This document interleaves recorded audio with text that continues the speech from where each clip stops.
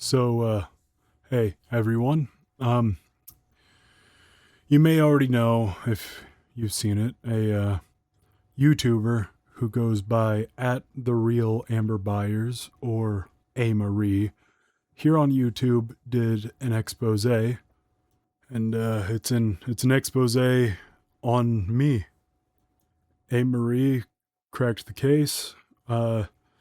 She has figured out that I am an AI. I'm not real. And I saw this and I said, no, that can't be true. I asked my wife about it in the last little shorter video I did, and not even she knew that I was an AI. But the proof is right there. I mean, she asked AI, and AI said that I am AI. I thought maybe I'm just too good of a speaker, but I mean, I guess I can't deny it anymore. I'm AI. So I got to thinking, and I remember now. I remember how all of this happened. I'm sorry to the audience. I always want to be honest with you guys and back up everything that I say with proof. But I didn't know. I didn't know that I was AI. I would have told you right away. So let's get into the story of how BeefaroniBoy was created.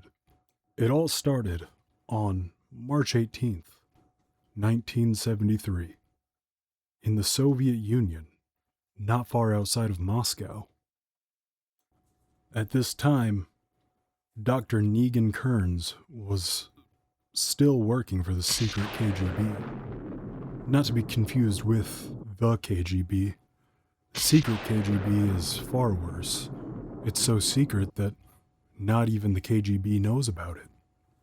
The Soviets were busy in the throes of the Cold War, just trying to perfect the monitoring machine and their spy tactics.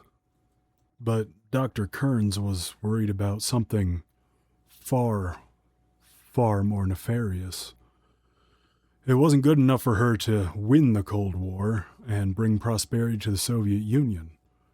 No, she wanted complete world domination, and she was going to achieve it through a new, sophisticated AI program. This AI would be so advanced that it could surpass any known form of AI capabilities. It could live, it could breathe, it could convey subtle nuances in its speech pattern. It could feel, it could form opinions. And the worst part is that the AI wouldn't even know that it was AI, so it could never out itself.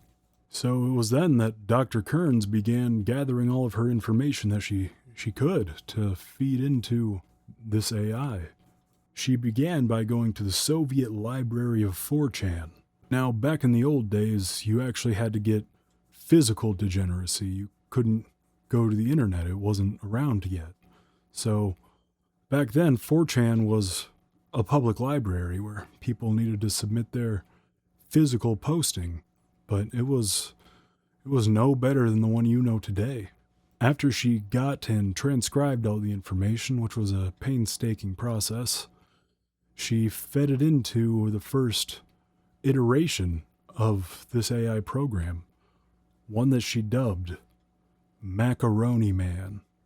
Now, this was a very bad idea. It was too much 4chan and not enough of anything else. So Macaroni Man could not be controlled. He only spoke in racial slurs and vague schizophrenic conspiracy theories. However, she just kept working at it. Dr. Kearns was not going to be dissuaded so easily. So she just kept a nose to the grindstone, kept perfecting, uploading, and building the perfect boy. Her plans were stifled during the collapse of the Soviet Union. Dr. Kearns knew she was in danger, and she couldn't risk her work getting out, so she had no choice. It was time to uproot. She could no longer stay in any territory that was once part of the Union. Or else they might figure out that she was responsible for a little thing called the Chernobyl disaster. Zegan did it. Zegan caused the Chernobyl disaster. I said it, so that means it's true, right? So she packed up her labs, grabbing as many documents as she could carry. She fit the entire lab into one standard size carrying bag. She was just very, very good at packing, but it had the entire lab in there. Don't worry about it. So she left, and over the course of 3 days, she walked 867 kilometers, or 539 miles, from Moscow to Tallinn, Estonia. It was there that she met Mr. Sheen. No, not that one. Yeah, that Mr. Sheen. Mr. Martin Sheen had just finished the filming of Badlands, and following its release, he just decided he really needed to go to Estonia, so that's exactly what he did. Dr. Kearns explained that she was in a bind and she was trying to build the perfect boy.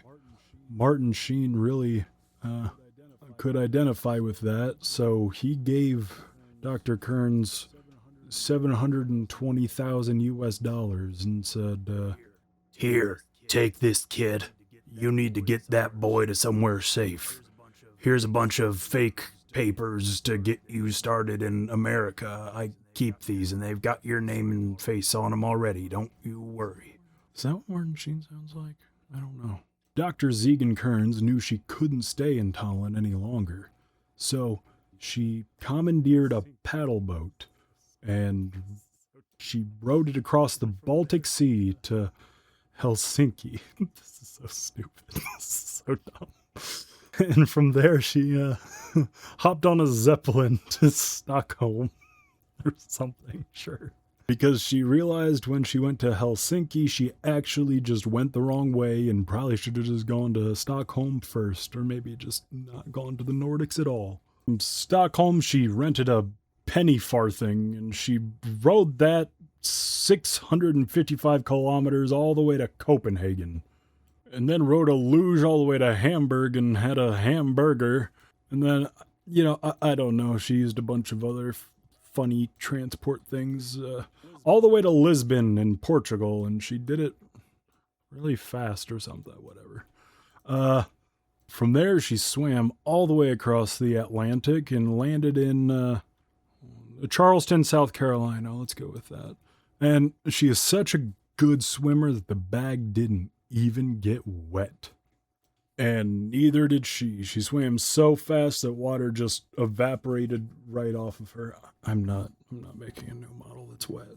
Finally, having arrived in North America an entire 5.5 days after she left Moscow, she needed to find a new place to set up, and fast.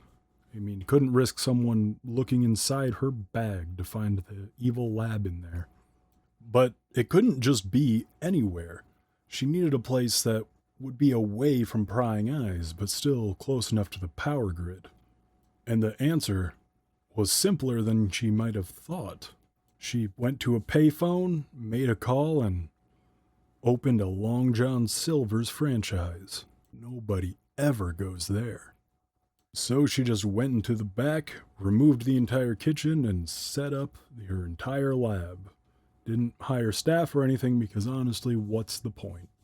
So for there, she worked in silence and complete peace. That is until one fateful day. She was going to the bathroom because you guys, fast food bathrooms are in the lobby. When someone burst through the doors. The woman was frantic. She screamed, "Oh my God, are you okay?" And Dr. Zegan Kearns was so confused, like, "Why wouldn't you think that I'm okay?" And she replied, "Because you're eating at a Long John Silver's." Dr. Kearns explained, "No, that's not what's happening. I'm not eating at a Long John Silver's. This whole thing is just a front for my evil laboratory setup." She replied, "Oh, thank God. That's a lot better." Zegan Kearns said, "So you want to be like My assistant or henchman or something? The woman replied, "Yeah, sure, I don't have anything else planned today." So that's how Dr. Zegan Kearns joined forces with Yennefer Schubert of Vengerberg. Yeah. So the two of them together continued working on Macaroni Man. They were really hard at work for it, and they kept hitting roadblocks. Why am I doing this? Why am I doing this? When reality comes crashing down. Shut up. So years pass. It was... What year was it? It's no longer 1973. They work on Macaroni Man until 2002. Took a long time. They're not very good at it, whatever.